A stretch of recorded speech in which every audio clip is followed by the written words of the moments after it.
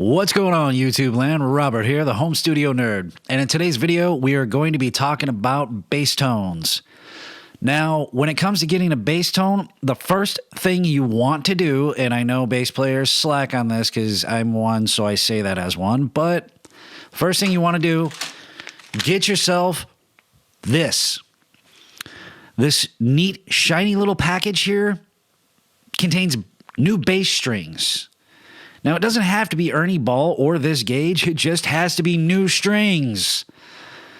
Trust me on this one. You want new strings on your bass before you track anything. That right there will change the game for you 100% if you throw a new pack of those on there. And if you stick with me through this video, I'm going to show you exactly what I mean. All right, here we are. Got Studio One open. Got a little stereo drum track here.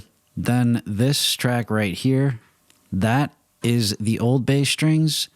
This bottom track right here that is muted right here is the new bass strings. All right, let's go ahead and give a listen to the old bass strings. See how that sounds?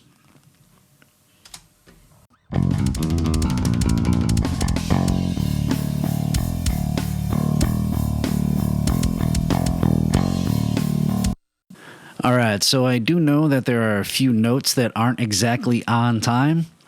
That's just because I didn't want to, well, first off, I didn't want to waste the bassist's time by making him play this over and over and over again until he got it dead on balls accurate. And also, too, I did not want to edit anything on this because I wanted it to be completely original raw. So that way you guys can hear the difference between new strings and old strings. So now that we've listened to the old strings little track, let's go ahead and listen to the little segment of the new strings. All right, let's get into this. New strings.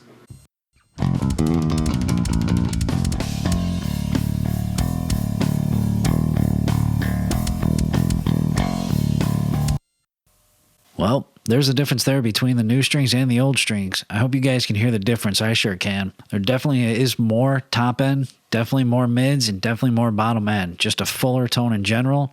You can hear the pick hitting the strings, which is good. Gives it more definition, more character. Let's go ahead and listen to these tracks again and listen for some of that top end, a little bit of the mids, and then some of the bottom end, the body of it. You're going to hear just a little bit more of just a kind of I know that sounds weird, but more of a pick sound, more of a kind of a scrape sound with it. It's just picking up more of those highs because the strings are a little bit more alive. Also, too, the strings haven't been tuned up or down, from playing and getting stressed on. So they're holding the lows a little bit better, too. You're getting a little bit more body out of it, a little bit more highs, just kind of a rounder sound in general. So let's go ahead and we're going to play these tracks, and I'm going to go ahead and actually A-B them for you, and I'll point out when I do it so that way you can actually hear the difference. All right, let's go ahead and give these tracks a listen again, give them a little A-B comparison. Old strings.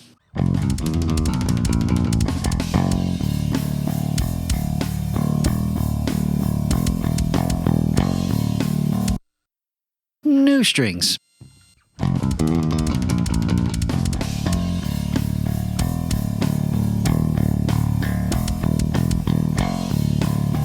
Old strings again.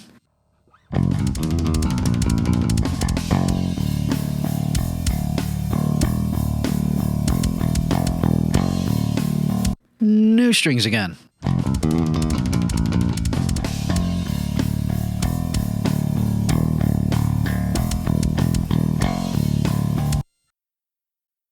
All right, now that we've gotten a chance to hear the difference between the old strings and the new strings without any processing, let's hear the difference with the old strings and the new strings with some processing on them. Old strings.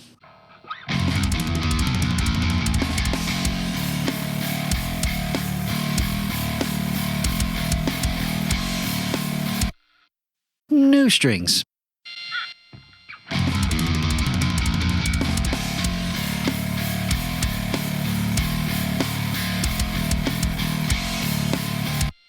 Old strings.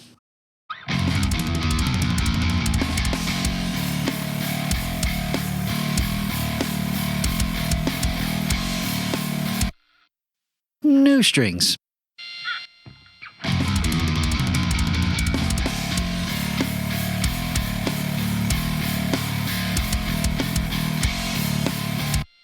All right, now that we've gotten a chance to listen to all the ways that that bass sounds, the old strings unprocessed, old strings new processed, new strings unprocessed, new strings processed, I'm going to go ahead here and show you exactly what I did to get that sound.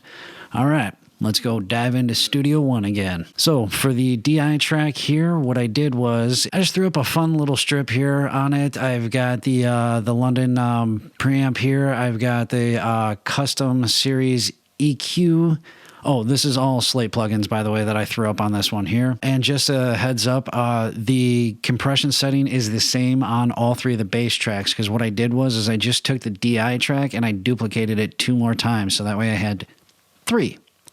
So I have 3 faders, and I'm showing you why right here. But this is it. Just a couple little basic EQ things. Just threw a high pass on at, what I do there, 60 hertz again. 3.2, bumped that up about 3 dB, and then down at 80 hertz, I bumped that up. Let's see, 2 dB. That was it. That's all that's going on the DI track. So let's go ahead and check the next channel. Now, the next channel is a little bit more fun. This is what I call the low-end channel. The same compression that I had on the last channel, but let's go ahead and let's look at the EQ that I threw on. There we go. Got a high cut at 276 hertz. All I want from that is the low end. That's it. Nothing more, nothing less. Here, we can actually listen to that really quick.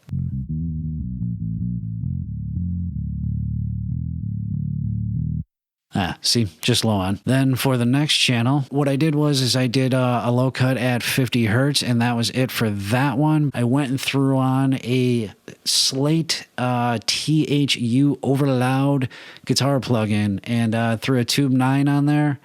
They're modeled Mesa Channel 2. And then put it on one of their 4x12 modern Mesa cabs, just with a 57 right on the cone. I tweaked the drive a little bit. I took the bass out on that because I didn't want the low end from it getting muddy. I boosted a little bit of the treble.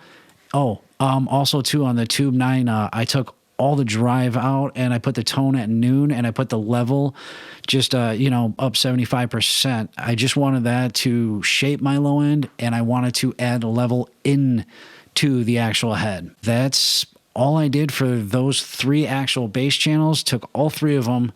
Then I sent them to a bus, and on that bus, I threw it into the Slate virtual tape machine, and, as you can see, turned it up 75% and just went hard on that.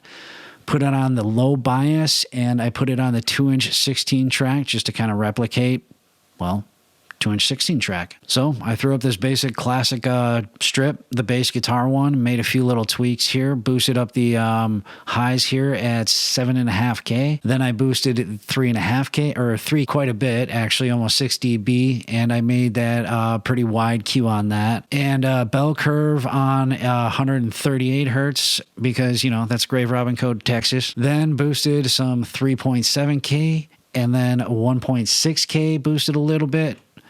And then boosted a little bit of 99.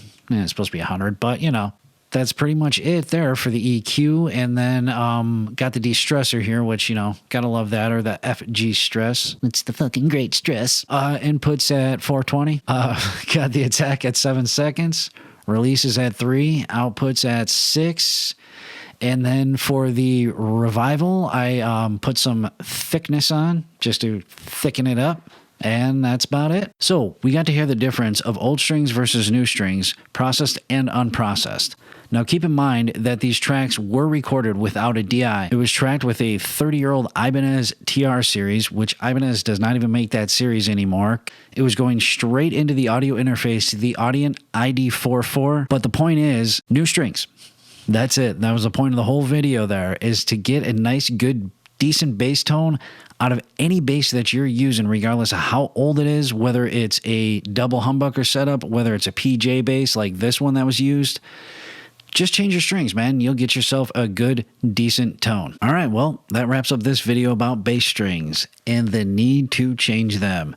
I hope you enjoyed this video, and if you did enjoy this video, please do me a favor, leave a comment below, like, subscribe, and hit that bell notification for future videos. And thank you for watching. Again, I'm Robert, and I'm the Home Studio Nerd. All right, guys, take it sleazy.